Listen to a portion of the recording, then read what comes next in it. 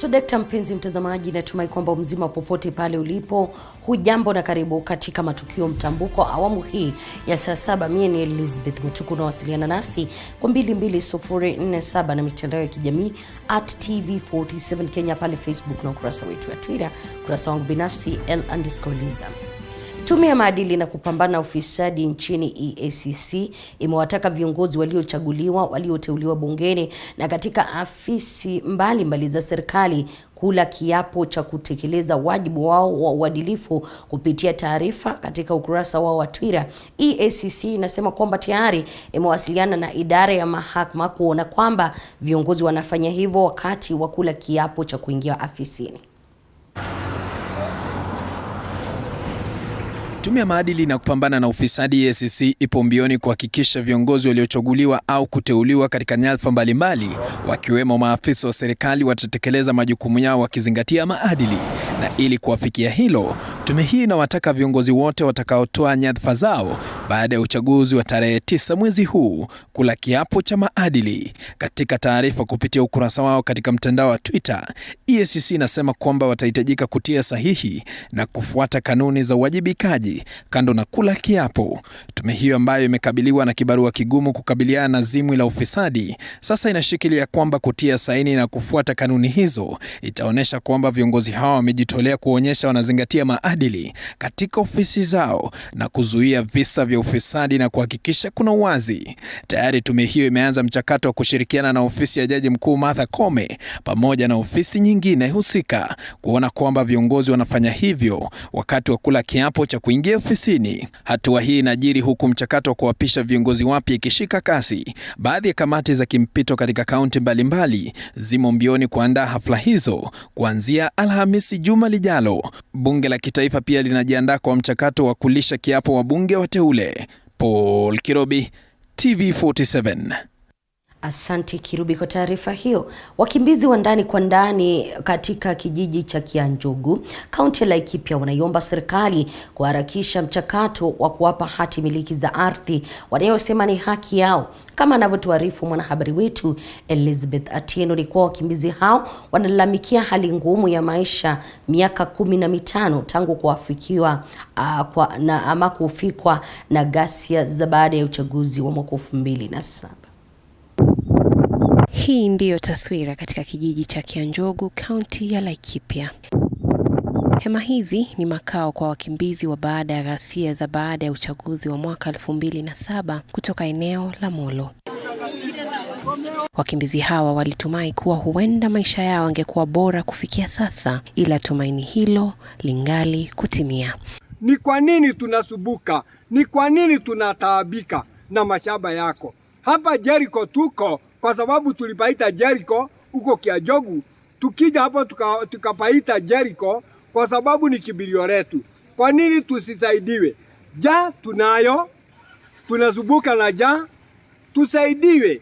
Tujaribu kuungwa mkono na serikali kwa sababu sisi tuwazalendo wa serikali ya Kenya. Katika pite zetu katika kambi hili la Jericho, tunakutana na kikundi hiki cha kina mama wanaotayarisha mlo. Ukitizama kwa makini utagundua kuwa sufuria na vibuyu wanazotumia kupikia ni ndogo mno, ishara tosha kuwa hapa kuna uhaba wa chakula na maji. Kurudi ni shinda, kwenda ni shinda, kukura ni shinda, kuoga ni shinda, maji hakuna. Hata kila mtu anakaa hata karibu mwezi mzima bila kuoga. Kwa sababu unashindwa, unauziwa mtungi moja 20 liters 100 shilling. Utatoa hiyo pesa wapi? Ni unga ama ni hii? Tunauliza serikali yetu ikimbie Kianjogu mara moja, ikute wale waadhiriwa wako pale, na ndio tutajua tuko katika Kenya yetu. By December tushughulikiwe, hawa waadhiriwa waondoke kwa hema na wapewe chakula kwa sasa, maji na shule watoto waangaliwe tafadhalini. Wakazi hapa hawakumbwi na changamoto la baa la njaa pekee. Hapa wakimbizi hawa wanalazimika kuvumilia baridi inayozidi kushadidi kila uchao, huku hali duni ya hema wanazotumia ikizidi kuhatarisha maisha ya watoto na wakongwe wanaoishi hapa. Tulikuwa na shindwa ukiwa na waadhiriwa wengine watu 2022 na hao wengine wa 207 208 hatujamalizika, tutaenda mpaka wapi ama tutafika mpaka wapi? Kwa hii kwa the next government tunauliza irudishe ile board ya the National Consultative Coordination Committee ili mikakati ya waadhiriwa iondoke. Miaka 15 imeisha watu wakiwa waadhiriwa, na hatutaki kuendelea na wimbo wa kuadhirika. Tunataka hawa waadhiriwa wakae kama wananchi wazalendo wazuri wa Kenya. Ingawa wakimbizi hawa wanapata nguvu za kupaza sauti na kuimba kama njia ya kujiburudisha, bado wanalazimika kupigana na wingu la majonzi kila wanapokumbuka masaibu wanaopitia mara kwa mara, haswa ukosefu wa hatimiliki za ardhi. Tulipoadhirika kutoka Molo 207 208, mimi nilifika Nyandarua 208. Na tulipokuja hapa tulichunguza na tukasikia iko mashamba yalikuwa yamenunuliwa na serikali ya president wetu aliyetuacha, President Kibaki. Na sasa hii ni serikali ya 3 imepita. Kwa sababu ya Kibaki ilipita, ya Uhuru imepita, sasa tuko katika serikali ya 3. Na bado maagano yako ati serikali itatuhudumia. Ni wakati gani ikiwa sio wakati huu? Kwa hivyo mimi nauliza serikali iangazie mashamba ambayo yamenunuliwa, ambayo tunajua ya kwamba the National Land Commission iko na kopia haya mashamba yote, na tunajua ya kwamba kuna matapeli ambao wamenyakua yale mashamba serikali ingie na irudishe mashamba kwa mkono wa serikali, waadhiriwa hawa wapewe. Wakimbizi hawa sasa wanaomba serikali teule kuangazia masaibu yao na kuweka mikakati kabambe ili kuboresha hali ya amani na uchumi humu nchini. Elizabeth Atieno, TV 47. Namna licha ya mafunzo mengi na kuwepo taarifa nyingi kuhusu umuhimu wa kupanga uzazi, wanaume wengi katika maeneo ya mashinani kaunti ya Kilifi hawajakumbatia upangaji uzazi katika kaunti hiyo, jambo ambalo linadaiwa kuchangiwa na dhana potovu kuhusu njia za upangaji uzazi. Mwanahabari wetu Grace Ngure na mengi zaidi. Wanawake kutoka kaunti ya Kilifi eneo la Ganze wamelazimika kupanga uzazi kwa njia ya siri, hali ambayo wanasema imechangiwa pakubwa na wanaume wao kutokumbatia upangaji uzazi. Nikimwambia bwanangu, manake nimezaa haraka, nimwambia bwanangu kwamba kuna zile shindano za upangaji uzazi, yeye anasema kwamba nisipange kwa sababu hata kama ni watoto 10, yeye anaweza wafundisha kama ni shule. Wanaume hao wanasema madhara yanayotokana na utumiaji wa dawa za kupanga uzazi kama chanzo cha kutokubali wanawake wao kupanga uzazi. Kuhusu hili jambo la upangaji uzazi, sisi wa baba mara nyingi tunapewa kashfa ya kwamba tunakataa kupanga uzazi, na hilo si urongo, ni kweli, na tunakataa na sababu. Manake katika kupanga uzazi mara nyingi wanaodunga zile sindano wanakuwa wazito kupita vile ulivyokuwa unampenda. Wewe ulimpenda alikuwa mwembamba, sasa anakuwa mzito. Sasa hiyo inabidi zile sindano sisi tunazikataa. Tunasema afadhali wasidunge hizi sindano. Na zaidi ya yote tukiangalia utafiti, watu wanakufa sana saa hii kuliko wale wanaozaliwa. Tukidunga hizi sindano na zikiendelea mambo ya sindano, si inaonekana hii dunia tutakuwa tunaikorofisha. Aidha, Wizara ya Afya kutoka kaunti hiyo ikiongozwa na afisa wa afya Neli Munyasia imeendeleza mafunzo katika eneo hilo kwa kuhamasisha wanaume na wanawake umuhimu wa kupanga uzazi. We actually have provided a lot of information. We have the information education flyers here that has information on contraceptives and where they can access, why is it important. And today we are also having a one-on-one with the women. Our doctors are also speaking to the women and just letting them know the importance of them, accessing contraceptives. And just to mention that we've also brought the modern contraceptives, the long term. So this means that they are able to access these services and they can take modern contraceptives that will last them up to 3. Wanawake hao sasa wanasema wataendelea kupanga uzazi kwani wao ndio wanaoathirika zaidi wasipopanga uzazi. Kama mimi ninayeongea hapa, mimi mwenyewe nilijikubali. Manake hili shirika She Decides walikuja wakatuhoji, nikaona challenge kubwa haipati baba, ni mimi kama mama ndio ninapitia hizo shida. Nikachukua mimi mwenyewe nikajieleza kwa daktari, hata hivi unavyoniona naweza kaa kwa muda wa miaka 3 ndio nikapata mtoto mwingine zaidi. Namna mgombea wa ugavana kaunti ya Kakamega kupitia mrengo wa Azimio la Umoja wa Kenya Fernades Barasa amewasilisha ombi mahakamani la kutaka tume huru ya uchaguzi na uratibu wa mipaka nchini IEBC kubatilisha uamuzi wake wa kuairisha uchaguzi wa ugavana katika eneo hilo kwa mara ya pili. Sasa tunaungana na yeye mwanahabari wetu Violet Auma ambaye anafuatilia taarifa hiyo. Violet, iwapo unanipata, ni kipi ambacho kinajiri kuhusiana na ugavana wa Kakamega? Asante sana. Tunakujeni moja kwa moja kutoka mahakama kuu ya hapa katika kaunti ya Kakamega, na ni swala ambalo limeweza tuleta hapa ni kwamba vile ulivyosema, mgombea wa ugavana katika kaunti ya Kakamega katika chama cha ODM Fernades Barasa pamoja na mgombea mwenza Savula wameweza kuwasilisha kesi hapa mahakamani kupitia kwa wakili wao Joseph Namati, wakisema ya kwamba wanataka IEBC kuweza kubatilisha uamuzi wao wa kuwa wameweza kuairisha uchaguzi wa kaunti ya Kakamega ambao ulikuwa unatarajiwa kufanyika tarehe 23, na wao wanataka uchaguzi wao ufanyike hiyo siku ya tarehe 25 ya 3 mwezi Agosti. Acha nimlete ambaye ni wakili wao katika swala hili. Leo umefika hapa, ni kitu kipi hasa ambacho mmekuja kufanya hapa katika mahakama ya Kakamega? Kwa majina naitwa James Namati.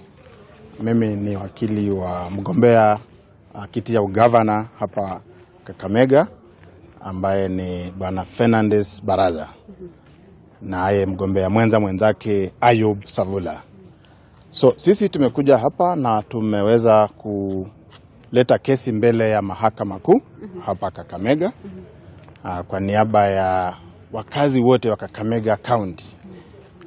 Ili Kakamega County wameachwa nyuma na haki zao zimegandamizwa kwa sababu katiba yasema kwamba general election zitafanyika the second Tuesday of August ya baada ya kila miaka 5. Watu wa Kakamega walitarajia kwenda kwa uchaguzi na wenzao, lakini haikufanyika hivyo. Sababu ambazo zililetwa hatukuzifurahia, lakini hapo tukakubali basi twende kwa uchaguzi baadaye. Tukapewa tarehe 23 mwezi wa 8 mwaka huu na tulikuwa tayari kuendelea na uchaguzi. Tulipigwa na butwa kusikia kwamba tena iwairishi uchaguzi imehairishwa kwa mara nyingine, na hiyo hatujafurahia, na ndio maana tumekuja kotini na tukitaka koti isitishe hiyo amri ya bwana Wafula Chebukati kusongeza uchaguzi tena kwa mara ya pili. Na labda pengine katika kesi yenu mnayoshtaki ni nani hasa, na ni kipi mnataka kifanyike? Tunashtaki IEBC ambayo imesongeza hii uchaguzi, na pia tumeshtaki bwana chairman wa IEBC Wafula Chebukati kwa kusongeza hii uchaguzi kwa mara ya pili. Na tunasema hiyo si haki.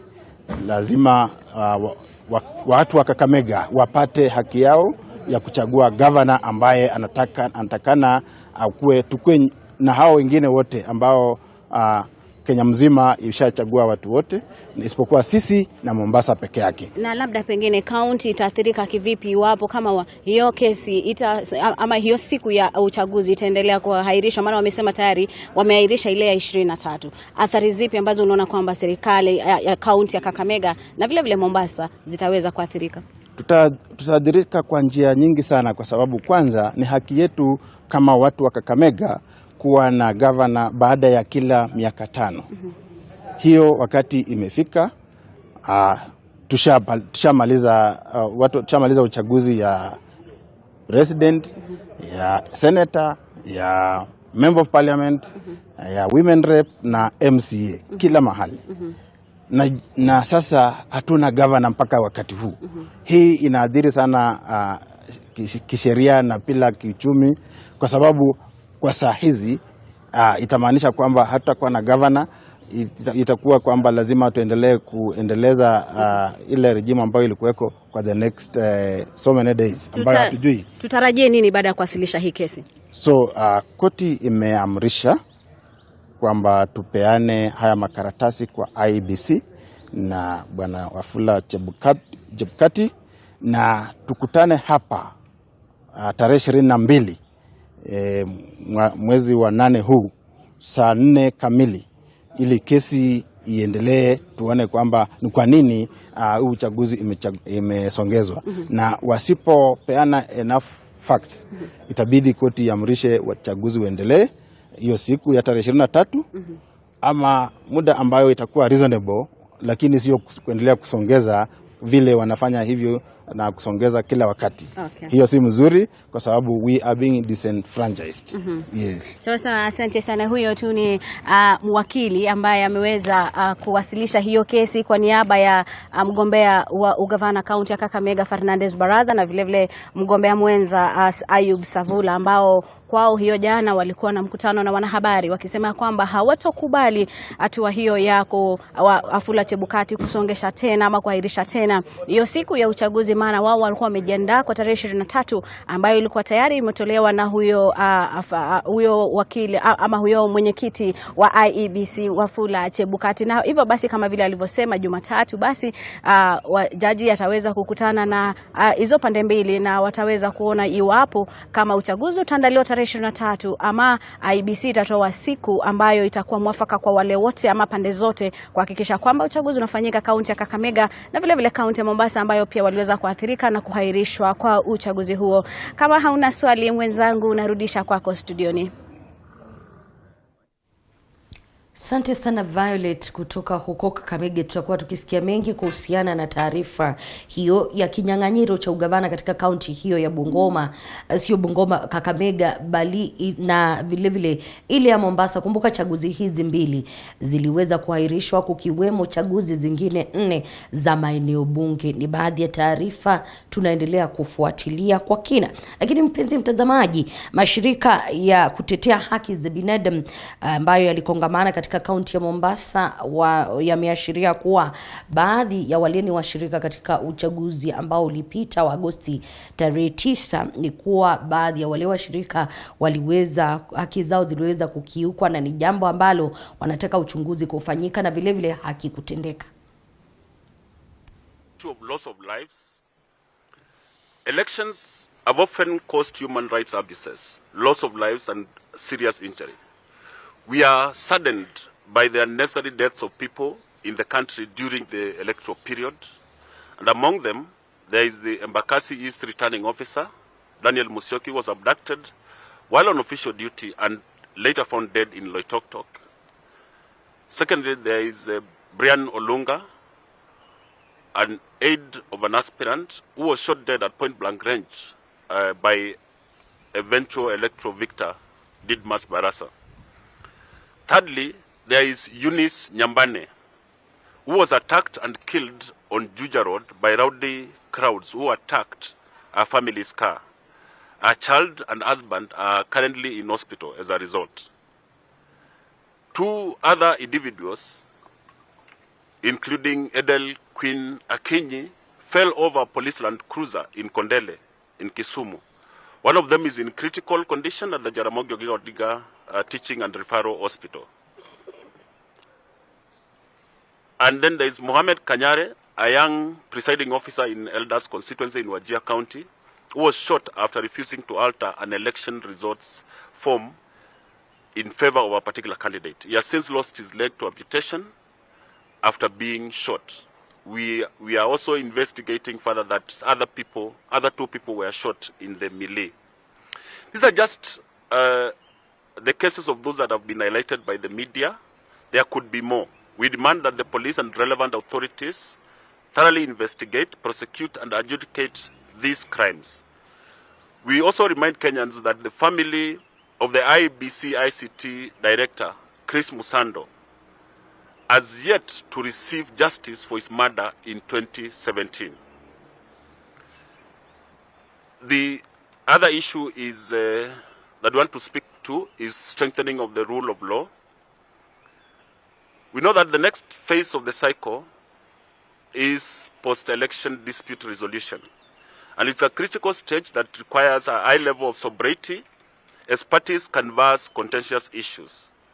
We have received assurances that the judiciary is prepared to handle all electoral-related disputes, both administratively and armed with the requisite human resources. We urge that the judiciary remains an impartial arbiter in the process, as the tranquility and peace of the nation depends on the perceptions and trust bestowed on it by citizens, owing to the fact that the other key actor, IEBC, has fallen short of this. As the Angaza movement, we continue to document the gains and losses of the 2022 elections, especially on the participation of youth, women, and persons with disability and marginalized communities, together with the various human rights aspects as they are enshrined in the Constitution. We urge citizens to remain vigilant, as a single incident could erode the progress Kenya has made since the promulgation of the Constitution of Kenya in 2010. Thank you very much.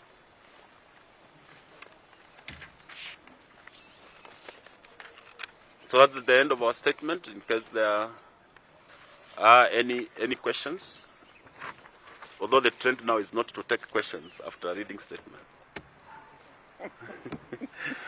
But we are open to questions, because this is a responsibility for all of us as citizens and as observers to go through with the process up to the end, informing each other and informing the process. Yes. At first, the IEBC refused the use of manual registration, and the High Court suspended it. In order, it was supposed to be used by the presiding officer depending on the class at the polling station. Now you find that bila shaka hayo ni mashirika ya kutetea haki za binadamu kama yalivyozungumza kutoka kaunti ya Nairobi na wala sio Mombasa. Lakini bado tukisalia katika taarifa inayofungamana na hiyo, ni kuwa mashirika yasiyo ya kiserikali yakiendelea kutoa ripoti ya jinsi uchaguzi wa Agosti 9 ulivyoendeshwa. Shirika la Haki Afrika limezindua ripoti yao rasmi akiwahutubia wanahabari. Mkurugenzi wa shirika hilo la Haki Afrika Hussein Khalid amesema kuwa baadhi ya haki za binadamu zilikiukwa wakati wa uchaguzi. Wanasema kuwa ukiukwaji wa haki hizo ndio chanzo kikuu cha Wakenya kutojitokeza siku ya uchaguzi. This is our human rights report of the general elections that we are releasing today, Friday the 19th of August 2022. And we are saying that our findings are that there were human rights violations that were noted in this just concluded general election. We saw fundamental rights that were violated, at least 8 different rights that we were able to note that were grossly violated. The first one is the violation of the right to life, contrary to Article 26 of the Constitution of Kenya. According to reports from our observers who are distributed across the country, we documented at least 7 people who were killed at different intervals during the electioneering period. We have listed at least 3 of them. Brian Olunga, who was shot in the head and killed in Kimilili by an aspirant of the member of the National Assembly. We also have William Ochieng, 29-year-old man who was stabbed by supporters of another party in Kibera, Nairobi. He died as he was being rushed to hospital. We also have another example of Daniel Musyoka, the 53-year-old returning officer in Embakasi, who went missing on Thursday, 11th August, and his body was found in Kajiado. Haki Africa has been following up on that matter. We took part in the post-mortem that was undertaken the other day. Another right that was violated was the right to property, contrary to Article 41A and B of the Constitution of Kenya. And we're saying that property was damaged in various intervals during the electioneering period. Just to give an example, houses were razed to the ground in Keses, Uasin Gishu County. We also have incidences where vehicles were damaged by opposing aspirant here in Mombasa County. And immediately after the election after the announcement of results, we also saw rowdy youth taking to the streets destroying property and burning the same. Another right that was violated is the freedom from torture as guaranteed by Article 29. We saw a number of individuals who were accosted by police officers and thoroughly beaten. In one incident, an officer of IEBC was shot in the leg in Wajir County. He is still recuperating and is still in hospital at this point in time. We are making reference to Mohammed Kanyare, the 32-year-old IEBC officer in Wajir County. Another right that was also violated is the right to security, contrary to Article 81(e)(2) of the Constitution of Kenya. There were incidences of insecurity that we witnessed on various dates. On 9th August in Mombasa, on 8th August in Uasin Gishu. All these are incidences that we were able to document. Importantly, another right that was also violated is the right to vote, contrary to Article 38(2) of the Constitution of Kenya. As you very well know, currently, elections have been suspended or postponed in at least 2 gubernatorial contests and 3 Member of National Assembly contests. And we're saying this is a violation of the right to vote of the people of Mombasa, people of Kakamega, West Pokot, as well as Nakuru.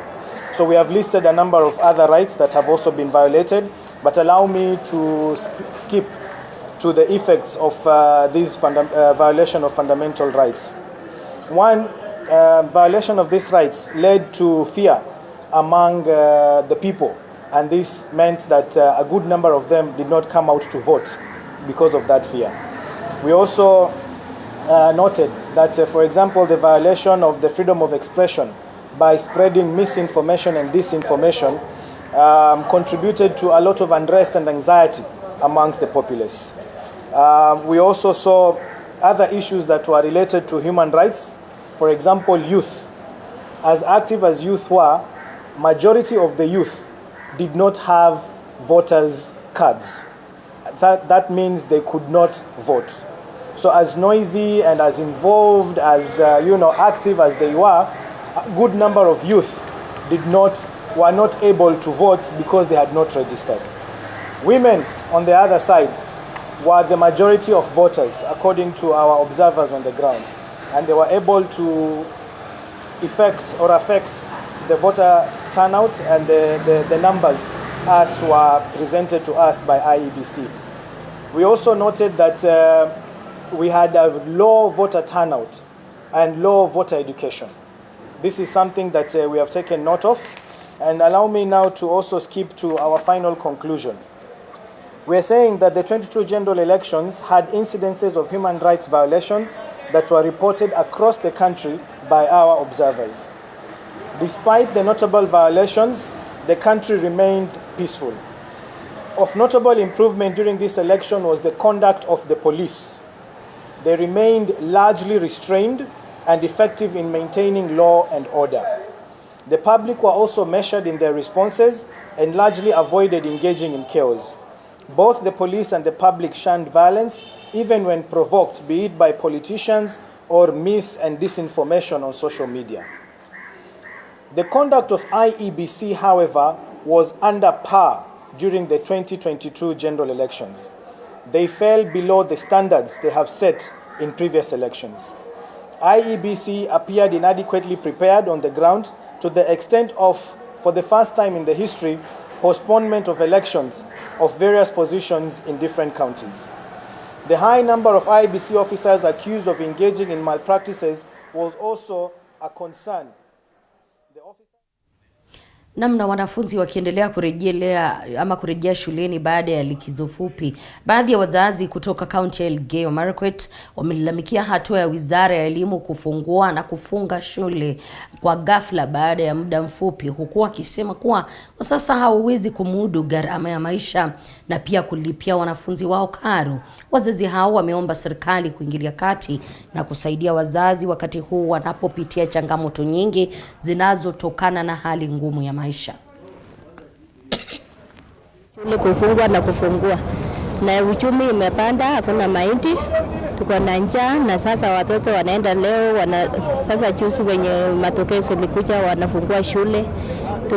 Hiyo ilitupata tu kwa kabla, hata tuko na mashida penye watoto watafika shule. Pia manyumbani tuko na mashida na maneno ya chakula. So kwa saa hii nasema watoto wengi wamepaka nyumbani. Wazazi wengi wanajisumbua kwa sababu ya school fees. Na watoto wengi saa hii hata wanaona wazazi hawana pesa kwa sababu uchumi iko juu. Wengi hawawezi hata kumudu kutafuta hata shilingi 100 kwa siku. Economy imekuwa mbaya na school fees hata sasa hii sijui hata tutaenda kuomba walimu. Kwa sababu ukiangalia hata maneno ya chakula kwa nyumbani sasa hii kwa nyumba zote hakuna mahindi, hatuna vyakula vya kutosha.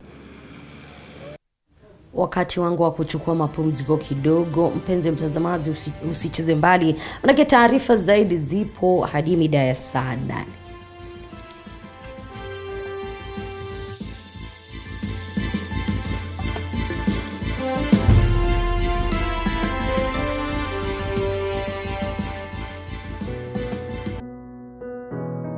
Despite being visually impaired, he is a jack of all trades. It is our quest to find answers on how to take care of children with special needs and those with disability.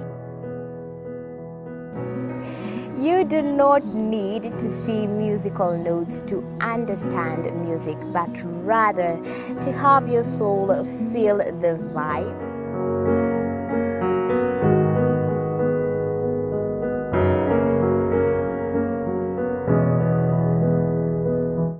Actually, for us to make a wheelchair, we have to take measurements of the user. After doing my assessment, I get to know the parent, I get to know the heaviness she's carrying.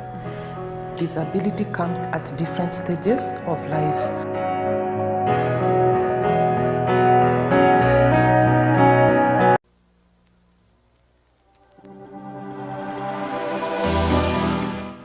Well, do you know what's happening around you? Morning Cafe with heated political debates. Baraza la siasa. Hiyo kitu azungumzie, angalie hali ya maisha ya watu. Informative health discussions. Business, farming.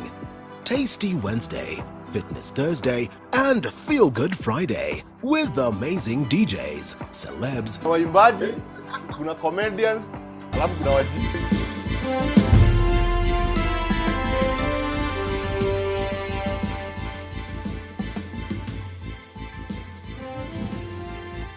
Karibu tena mpenzi mtazamaji, na wito umetolewa kwa vijana kujihusisha na kilimo biashara kwa kupanda mimea ya muda mfupi ili waweze kununua ama kuinua mapato yao badala ya kutegemea kazi za kuajiriwa ambazo ni chache nchini.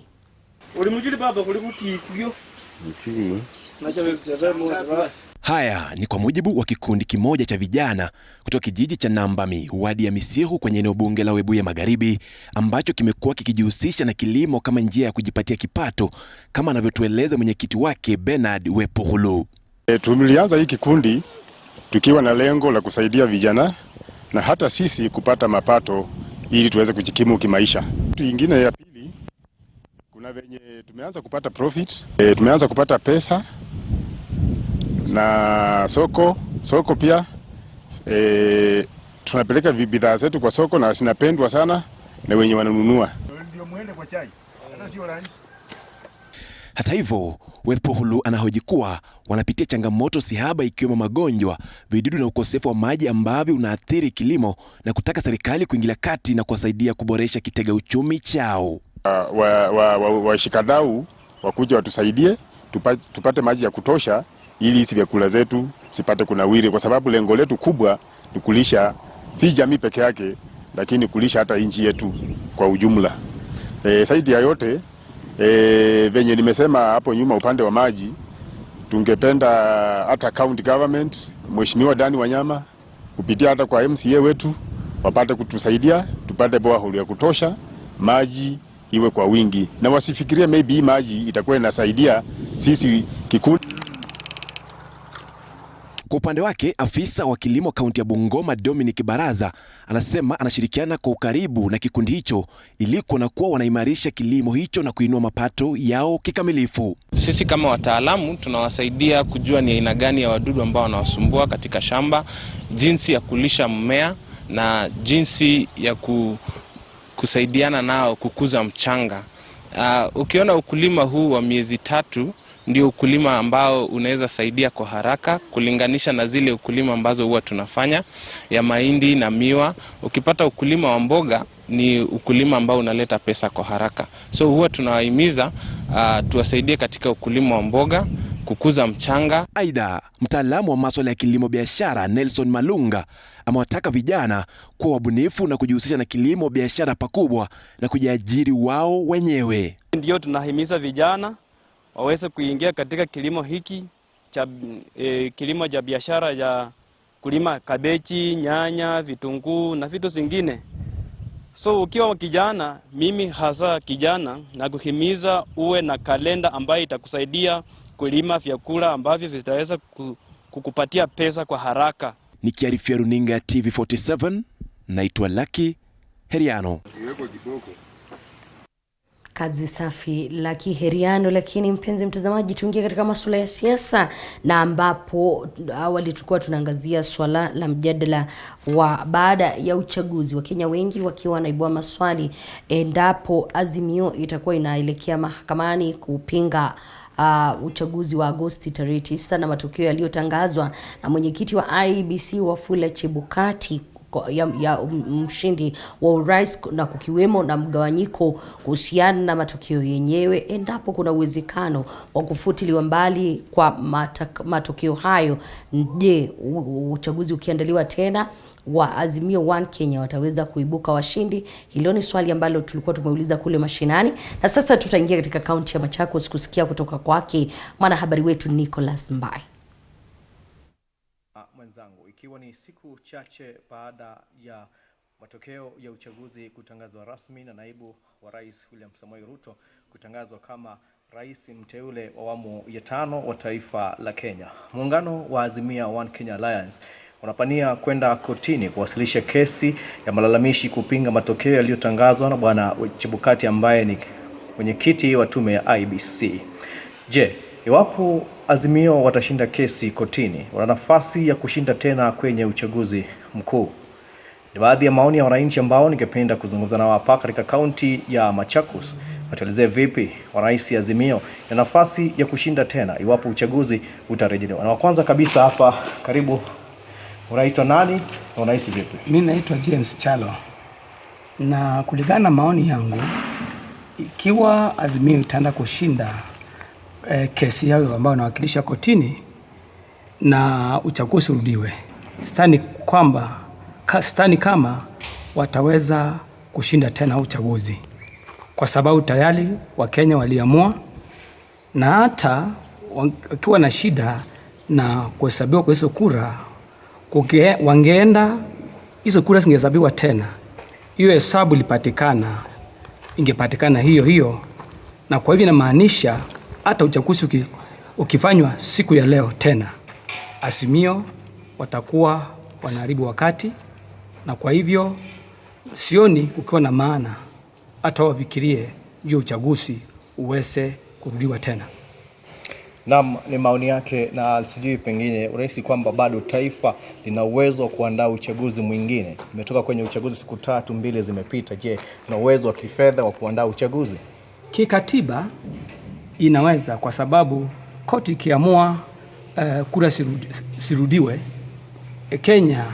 nchi ya Kenya itarudia. Hata ikiwa haina rasilimali, watatafuta rasilimali na uchaguzi utafanyika tena. Maana sasa hivi wazo la kodi utakaoenda kuthibitisha tutaweza kurudi kwa uchaguzi, ama ule rais mteule tayari ameshachaguliwa ataendelea kutawala nchi. Naam, asante sana kwa maoni yako. Nazidi kuzungumza na wananchi, na hapa na mwananchi mwingine kutoka katika kaunti ya Machakos. Ningependa kusikia pia maoni yake. Vipi Azimio, iwapo mahakama itatoa uamuzi kwamba turudie kura, ina uwezo wa kuweza kushinda kiti hiki? Naam, mimi kwa majina naitwa Jonathan Mutiso. na shida yangu ni moja. Hii mambo ya Kenya kila mwaka, kila miaka 5, baada ya miaka 5 kukuwa na tashwishi, nani ameshinda, nani alinyang'anywa. Hii kitu imekuwa inaharibia wa Kenya rasilimali sana na muda. Mwanzo kama sasa mkiweza kaangalia, tumetoka katika wakati wa COVID, Wakenya wajarudi kwa biashara zao, wengine wamefunga bado wakiwa na hofu ya kuwa kunaweza kuwa na vurugu. So ile kitu tunaweza omba koti, hata kama tutarudi kodi, the Azimio itarudi kotini, koti inafaa ifutilie mbali hii kitu. Wakenya wanahitaji maisha mema. Ni wengi walikuwa wanahofia kutakuwa na vurugu, lakini haijaonekana. Ilikuwa kidogo, masaa machache na ikaisha. Kwa hivyo koti inafaa angalau iangalie Wakenya wenyewe, wale wanataabika. Hao watu wanabishana, mwishowe tunakuja kuona handshake. Sasa hao wanataka kubishana, mwishowe tuone handshake nyingine ama nismukati. Hizi ni vitu tumekataa sika wa Kenya. Juu hata kurudi kotini haitatusaidia, ni pesa nyingine itaharibika. Hiyo ni anzeni kwa sababu bilioni kadhaa za kurudia uchaguzi. Kwa hivyo mimi kwa maoni yangu ni koti ikipelekewa hii kesi, hata kama tuliona commissioners wa IEBC walikataa kukubaliana, wakakuwa na mgawanyiko kati yao wote. Koti hata hii kitu kipelekwa pale itupiliwe mbali. Hii pesa ni pesa inafaa kuwekwa kwa hii mambo ya CBC. Wazazi wamefinywa sana. Na unahisi kwamba Azimio wana nafasi ya kushinda uchaguzi wapo utarudiwa? Kama wameshindwa kushinda huu uchaguzi wakiwa bado na rais mwenye amekalia kiti, sioni hata kama tukirudi kule kuna uwezekano wote ule wa kushinda kiti. Na maanisha either kuna mwenye alikuwa anachezea mwingine michezo, ama kuna ukweli Ruto alishinda, apewe kiti akalie juu ashakuwa gazetted. Akishakuwa gazetted, hii ni kuharibu rasilimali yetu. Azimio iachane na hii kitu, waingie kwa serikali ifanye kazi, tusonge mbele wa Kenya. Tumechoka na hizi mambo za siasa wa Kenya. Naam, shukran sana kwa maoni yako. Ni baadhi ya wananchi katika kaunti ya Machakos wakielezea ama wakitoa hisia zao kuhusiana je, iwapo muungano wa Azimio utashinda kesi kotini kwa njia moja au nyingine, kuwepo na marudio ya uchaguzi, je, wana uwezo wa kushinda na kuwahi kiti cha urais? Ni swala ambalo tunasubiri kuweza kuona iwapo utafika mahakamani, na je, mahakama itaamua vipi kuhusiana na swala nzima. Nicholas Mbai, kaunti ya Machakos. Asante sana Nicholas, na bila shaka tutasalia katika swala hilo na kuingia katika kaunti ya West Pokot, ambapo mwanahabari wetu yupo upate kutujuza zaidi kuhusiana na maoni ya Wakenya kuhusiana na swala hilo la uchaguzi. Endapo utaandaliwa tena, basi Azimio wataweza kuibuka washindi. Kazi kwako.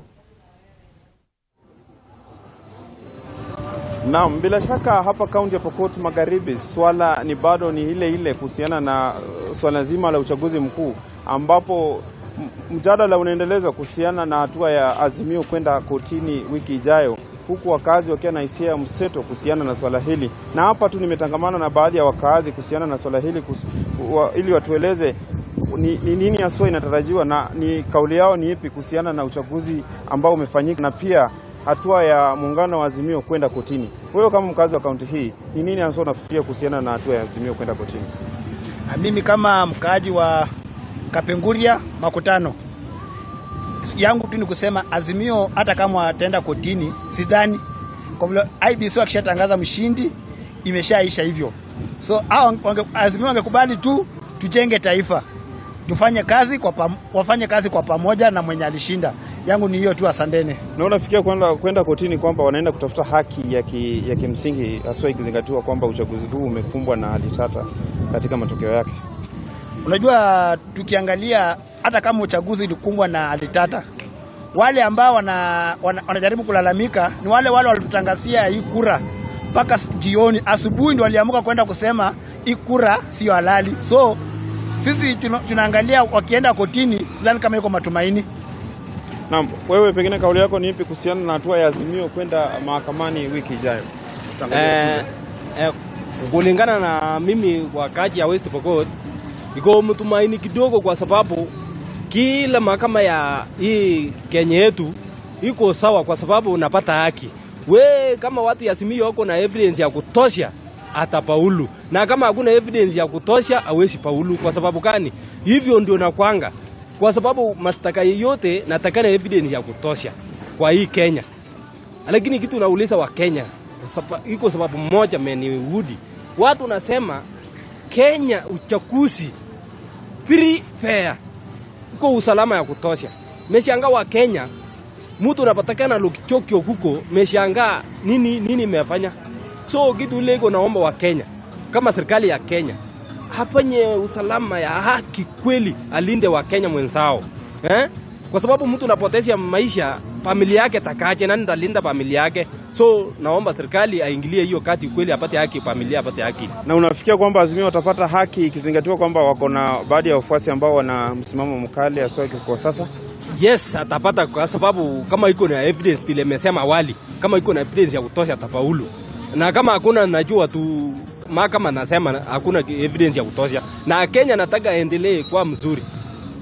Sawa, pengine wewe nini maoni yako ni ipi kuhusiana na hatua ya Azimio kuelekea mahakamani aswa katika ikizingatiwa kumekuwa na uchaguzi na hawajaridhishwa kwa sasa? So ni kama ni kawaida, lakini hii election ilisemekana ilikuwa free and fair challenge. So according to me it will be a waste of time. Wakenya saa hii inafaa wanafunzi warudi shule, then wanasema wanaendelea na kotini. So Kenya nawaomba wakubali it was a free and fair election, it was conducted fairly. So kitu mzuri Azimio wakubali na Wakenya tuendelee kama kawaida. Na unafikia pengine wakielekea mahakamani watapata haki? Haki yenye itapatikana ni kuwa itakuwa fair, lakini Kenya itapatikana ilikuwa ni free and fair challenge. So haki yao ni hakuna haja, it will be a waste of time. Bila shaka hiyo tu ndio kauli ya wakazi wa kaunti hii ya Pokot Magharibi, ambao wengi wao wanasema kwamba swala zima la uchaguzi mkuu ambao limekuwepo bali pengine limevutia hisia mseto baada ya matokeo haya kutokea, hawajajitokeza kamilifu, hasa ikizingatia kwamba kwa sasa maisha yanaendelea katika kaunti hii ambapo biashara na vitu vingi vinaendelea kwa sasa. Kutoka kaunti ya Pokot Magharibi sina la ziada, kwako studio. Asante sana Chris Bet kutoka kaunti hiyo ya Pokot Magharibi na